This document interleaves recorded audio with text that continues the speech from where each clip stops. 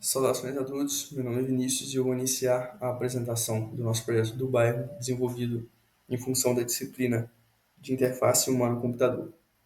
Nessa fase, a gente vai explicar todo o processo de desenvolvimento da nossa solução, desde o princípio de entendimento do problema até as fases posteriores de protótipo e de avaliação com o usuário. Inicialmente, vamos discutir o problema motivador, ou seja, o problema sobre o qual atuamos na nossa solução para mitigá-lo. Em sequência, o entendimento do problema de design, ou seja, a clarificação e a busca de dados para entender melhor as raízes do problema que delimitamos. Em sequência, a ideação do modelo de negócio, ou seja, a delimitação de como as partes relacionadas ao problema se relacionariam.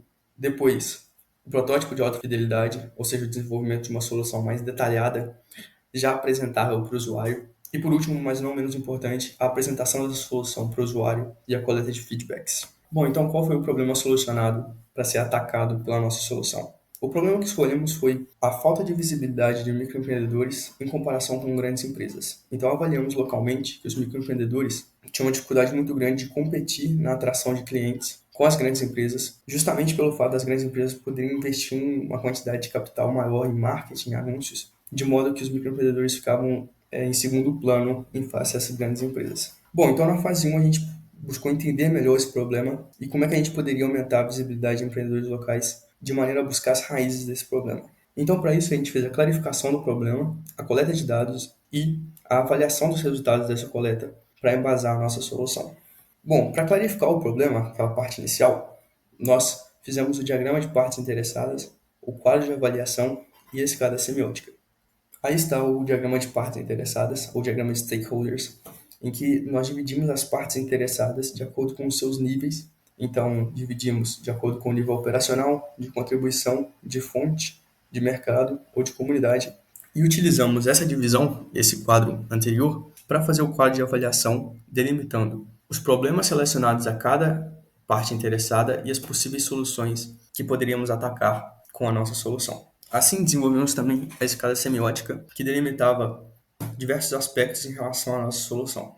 Bom, então, após essa parte inicial de clarificação do problema, nós fomos às ruas coletar dados, tanto de consumidores quanto de microempreendedores, para absorver a percepção deles em relação a esse problema e ter insight de como atacá-lo de maneira mais eficiente. Então, fizemos dois fóruns, um dedicados a consumidores e outro a microempreendedores em relação à temática. E com isso obtivemos as seguintes saídas. Em geral, as pessoas preferem os produtos e serviços locais, mas as redes sociais não conseguem oferecer um suporte adequado ao microempresário e conectar os microempresários e os consumidores de maneira eficiente a ponto de que consiga se estabelecer uma relação comercial consistente entre eles. Então, como resultado dessa coleta de dados, nós temos que os usuários eles desejam engajar atividades em eventos locais, explorar os serviços e produtos oferecidos na região. Os microempreendedores buscam expandir a base de clientes e realizar workshops e eventos locais para conectar os seus negócios a possíveis clientes ou leads.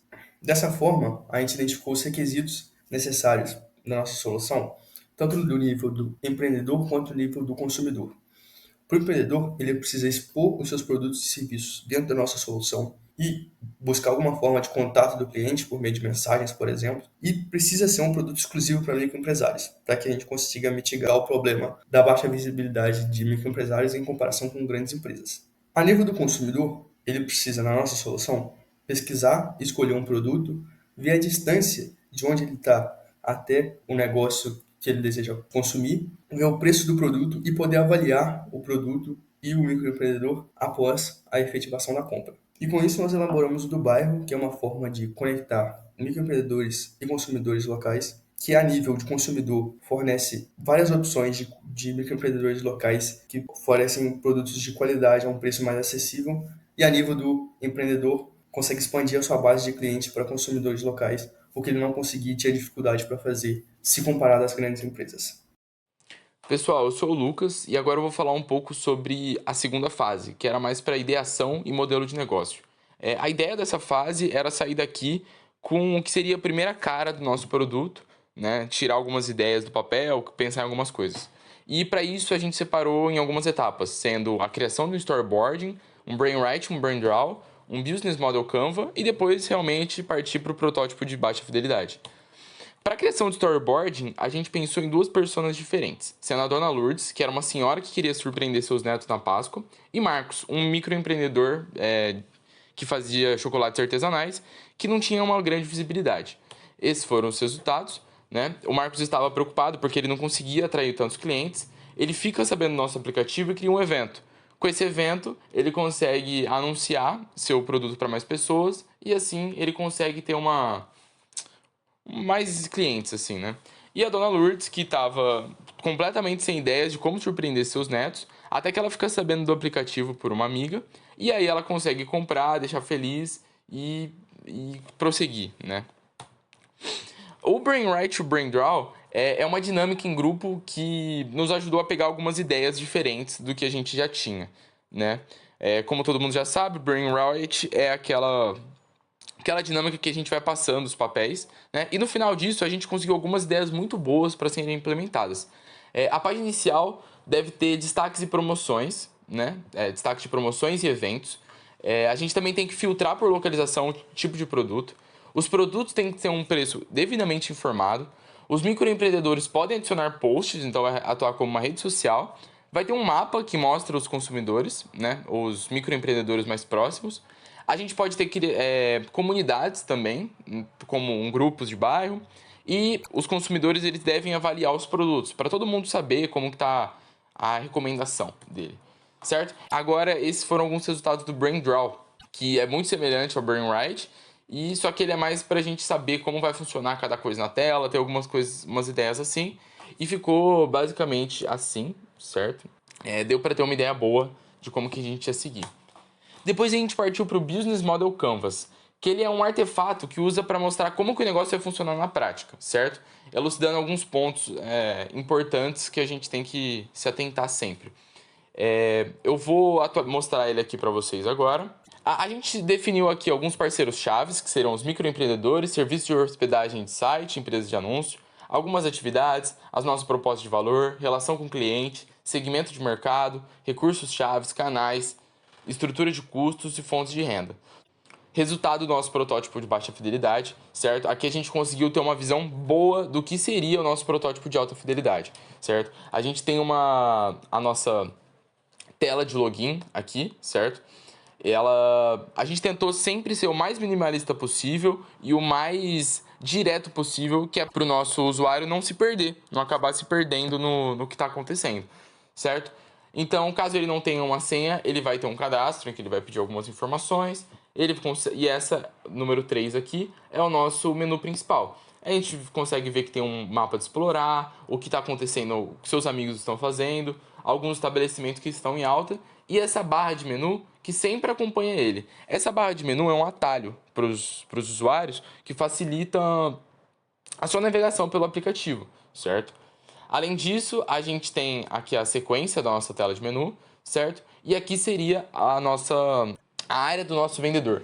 A área do nosso vendedor, a gente tem os feedbacks e também a gente pensou numa coisa, isso aqui é mais de design, a gente pensou em produtos, né? O produto ser uma vitrine, mais ou menos, né? Uma estante, para as pessoas se sentirem mais entrosadas, né, com o aplicativo. Depois aqui a gente tem a pesquisa, que também as lojas, elas aparecem como casinhas, que é também para aumentar essa dinamicidade do aplicativo. Depois a gente pode adicionar uma publicação e mandar mensagens. É basicamente isso, né? Esse foi a nossa fase 2 e eu vou passar agora para o nosso parceiro. Bom dia, boa tarde, boa noite a todos. Eu sou o João. Vou estar falando um pouco sobre o desenvolvimento da nossa fase 3 do projeto. A gente acabou utilizando a ferramenta Figma para criar esse protótipo de alta fidelidade, por ser uma plataforma um pouco mais voltada para essa área de design e construção de protótipos de alta fidelidade. Com ela a gente consegue, essa ferramenta possibilita que a gente crie componentes e componentize também o nosso protótipo para que a gente possa fazer alterações de maneira mais otimizada e de maneira mais organizada. E vou estar mostrando agora para vocês o walkthrough do nosso projeto, mostrando todas as funcionalidades, explicando um pouco sobre o porquê que a gente escolheu cada coisa, cada componente em cada tela.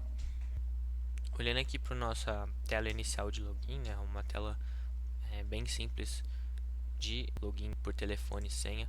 Então aqui é possível você acessar o nosso aplicativo ou cadastrar, né, ir para a tela de cadastro. E como dito anteriormente no nosso projeto, a gente tem dois tipos de usuários, tipo cliente, tipo microempreendedor. Então essas telas mudam de acordo com esses tipos de usuário, né? Então vamos mostrar o outro, né? São bem parecidos e tal. E aqui é possível você criar conta aí para a mesma tela Home, né? Vindo aqui um pouco na tela Home, a gente tem três principais seções nessa parte, que a gente possui aqui esse carrossel de melhores estabelecimentos. Pensamos em estabelecimentos com mais destaque e com mais visibilidade do nosso aplicativo estarem mostrados nesse carrossel aqui. Então, por exemplo, é possível clicar em um desses estabelecimentos. Além disso, a gente pensou também em algo um pouco mais voltado para a sua região, né? Esse raio de 3 km é um exemplo, mas pensar em dar visibilidade para aqueles microempreendedores e lojas, estabelecimentos que estão perto de você, perto do usuário. Então esse mapa estaria mostrando aqui, né, com esses pinos, estabelecimentos próximos de você. Além disso, né, a gente pensou nessa aba de posts aqui, para que seja possível pessoas falarem um pouco mais sobre estabelecimentos que as pessoas compareceram, ou simplesmente post falando um pouco mais sobre o dia a dia, algum acontecimento, para trazer aquela questão, né, de criar um senso de grupo, um senso de dono dentro do seu bairro, né? Então mostrando aqui um pouco sobre os estabelecimentos, né? Entrando nessa aba de estabelecimentos, a gente pensou numa tela de estabelecimento, lógico, com essa questão de você ter avaliações dos próprios usuários, a distância em que você está desse estabelecimento e a possibilidade de você iniciar um chat, uma conversa com esse estabelecimento. Além disso, a gente pensou em carrosséis aqui como se fossem prateleiras, né, para trazer esse aspecto de, né, que você está realmente lá no estabelecimento procurando os produtos, né? E também é possível que você clique nesses produtos. Além disso, algumas avaliações, alguns exemplos de avaliações desse estabelecimento em si, para que você possa ter uma ideia de o que o pessoal do seu bairro, o pessoal que está frequentando esse estabelecimento está achando desse local, né? Então, mostrando aqui um pouco sobre iniciar o chat, né? Aqui entraria nas mensagens e tudo mais. Voltando aqui, a gente pode utilizar a nossa home bar aqui, como eu falei na questão da componentização, ela está presente tanto a nossa nave bar quanto a nossa home bar. São componentes, então elas são do mesmo padrão e tem os mesmos botões. Voltando aqui nos estabelecimentos, a gente pode também ver um pouco mais os detalhes de cada produto, né? Então a gente clicando num produto, a gente consegue ver uma foto um pouco mais ampliada, a faixa de preço bem evidente, né? O que a gente trouxe nas outras etapas é que normalmente esses aplicativos parecidos com nossa ideia de solução, de design, é que normalmente não é muito visível e deixa um pouco menos despriorizado essa questão da transparência do preço. Então a gente tentou deixar o mais explícito possível o preço em uma breve descrição e também essa opção de você iniciar um chat mais para você fazer esse pedido. Então, eu quero fazer um pedido de pães, né? Então aqui é só um breve exemplo, tá? Acho que é isso dessa parte do estabelecimento. Agora a gente pode vir para essa parte de explorar, né, os resultados do raio de 1 km, 3 km, seria parametrizado isso da maneira com que o usuário gostaria. E aqui você pode voltar novamente para o estabelecimento, certo? E aqui a aba dos posts também, você conseguir ampliar esse post e ver, por exemplo, curtidas, comentários, você pode compartilhar também, mas assim, é só realmente um detalhamento maior. Falando da navbar aqui, a gente também pensou no menu lateral aqui, para mostrar um pouco do seu perfil. É bem simples. Partindo para aba um pouco mais voltada para pesquisa, né? Então a gente pensou numa pesquisa um pouco mais voltada tanto para usuários perto de você, então por isso que a gente trouxe essa seção de vizinhos. Aqui tá descrição e nome, só para deixar bem claro do que a gente gostaria que aparecesse aqui. Então aparecesse usuários próximos de você, novamente para trazer essa questão da criação de uma comunidade mesmo do seu bairro, né? Que a gente, né, durante as pesquisas viu que isso era uma dor do nosso público-alvo. A gente pensou também em colocar lojas aqui próximas também e colocar essa imagem, né, e esse desenho de lojas, né, assim, bem em 2D, para trazer um pouco dessa ideia de que você está, né, andando aí num corredor de lojas, podendo escolher cada loja, e tem um pouquinho de uma breve descrição de cada um. E aqui um pouco mais dos eventos, né? A ideia do nosso aplicativo ser um espaço para divulgação, um encontro de eventos voltados para empreendedorismo e divulgação das marcas e estabelecimentos. Partindo para a aba de publicação, de adicionar, você tem dois tipos de publicação. Você pode publicar um evento, então tem umas informações gerais, algumas imagens, e tanto aquilo que eu falei, né, de ser um post mais do seu dia a dia, da sua rotina. Perfeito? Agora indo para as outras abas, são um pouco mais voltadas para só dispor e mostrar como que seria efetivamente isso. Então, seria uma aba de notificações, em que você receberia notificações de mensagens, né, daqueles chats que eu mostrei, notificações de promoções, então promoções de estabelecimentos perto de você e eventos perto de você, e eventos que você demonstrar interesse em determinada categoria, por exemplo. Né, e o chat também é só um compilado para que você possa estar visualizando os chats dos estabelecimentos em que você fez e tudo mais. Então tem aqui uma notificação parecido com os aplicativos de mensagens que a gente tem bem comuns hoje em dia. E acho que era isso a questão do nosso fluxo do protótipo de alta fidelidade. Na fase 4 em questão, a gente fez a avaliação com o usuário e inspeção de usabilidade da nossa solução. Os objetivos dessa fase foram, uma vez possuindo um protótipo de alta fidelidade que permite a simulação da interação com o aplicativo real, determinar se as escolhas de design foram assertivas, detectar problemas no fluxo de funcionamento da operação, se ela é usável do início ao fim, se cumpre seus objetivos, e identificar as dificuldades que os usuários ou os experts detectaram, para cumprir algumas das tarefas solicitadas. Isso tudo é feito de modo para testar a usabilidade da nossa solução. O processo de avaliação divide-se em duas etapas. O primeiro é a avaliação com o usuário, que são representantes dos consumidores finais. No caso, a gente escolheu dois, um usuário leigo e um usuário experiente, e a inspeção de usabilidade, que são feitos por expert. No caso, a gente escolheu 3 experts do grupo. Primeiramente, a avaliação do usuário. Antes de realizá-la, a gente precisa organizar como ela funciona, precisa seguir um roteiro para que ela seja padronizada para as duas avaliações que a gente fez. Primeiramente, a gente escolheu o protocolo da avaliação, que é o Think Aloud, em que o participante diz o que pensa em voz alta e o que sente, enquanto está ali interagindo com a nossa solução. A gente define ali perguntas, que é o que a gente quer responder, o que a gente tem dúvida que funcionou ou não na nossa solução, e objetivos, que é qual é o grande intuito de fazer essa avaliação.